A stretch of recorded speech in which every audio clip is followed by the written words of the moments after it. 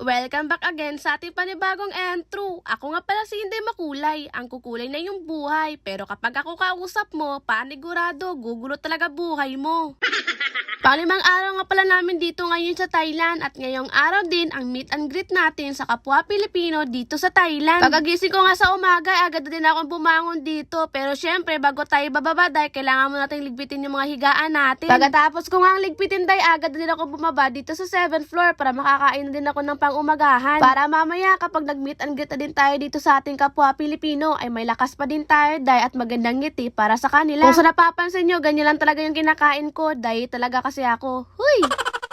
At nung pagkatapos ko nga kumain, ay agad na rin akong bumalik dito sa room ko at pumasok na rin ako dito sa CR at nag-isip-isip nga ako dito kung maliligo ba talaga ako ngayon o hindi. Kaya naman ang una kong ginawa ay nag-toothbrush muna ako dito para mamaya kapag ngiti-ngiti tayo, walang tinga sa ngipin ko, 'di ba?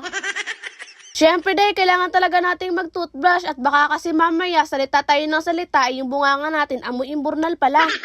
At pagkatapos ko nga mag-toothbrush ay naligo na din ako dito kasi napagtanto ko mainit pala mamaya kapag nag-meet and greet tayo, baka kasi pagpawisan ako dito mangangamoy singit na naman tayo dito. Huy!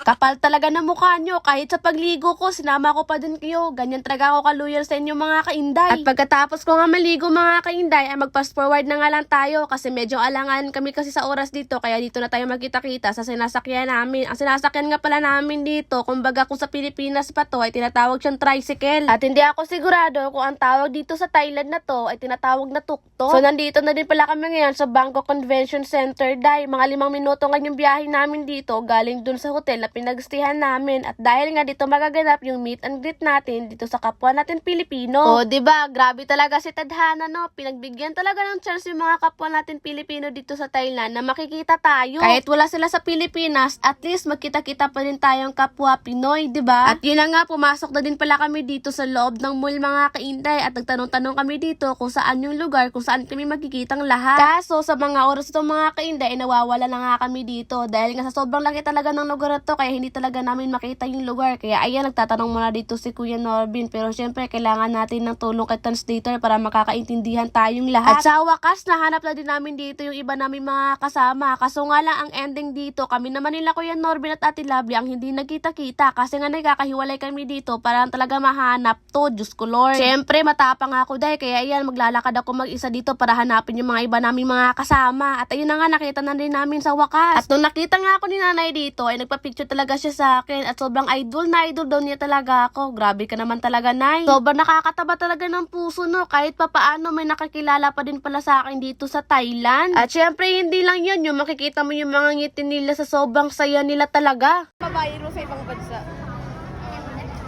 Sabik na sabik sila. Sobrang saya nila. Sabik na sabik sila makakita ng mga kababayan nila galing din Pilipinas. Para kami mga magpamilya nag-reunion dito. Magpamilya nag-reunion. Nagkita-kita lang dito. At habang nakaupo nga pala ako dito mga kainday, ay may lumapit nga palang isang kababayan natin at akala ko pa naman talaga ibibigay niya yung jersey dala niya sa akin. Yun pala, magpapa-autograph lang pala. Grabe, nakakatuwa lang, no? Sabi ko pa nga kay kuya dito, bakit ba kasi sa damit pa kung pwede naman sana sa papel? Sabi niya para remembers nga daw. O sige, sabi mo yan ha. Kuya, paano ka napunta sa Thailand? Ha? Paano ka napunta sa Thailand? Lumangoy ako, para yung tsinelas ko. Ha? Lumangoy ako. Kamusta po trabaho niyo dito? Okay lang, isa akong nagkukas sa pinggan dito, pero nakakatuwa naman at saka masaya ako. Bakit? Lalo na pag hindi kita nakita. Ate, taga-asa mo? Ay, Bukidnon, malapit lang sa akin. Ako sa ano ako? Unahan sa Dipolog. Unahan lang sa Dipolog. Kami ano? Ilan naman kayo dirite? 7 years ko. Ikaw ate? 4 years. Nagtatrabaho kayo? Opo, teacher. Ay, teacher! Ikaw ate, teacher din. Ay, sana. Ako rin maging principal.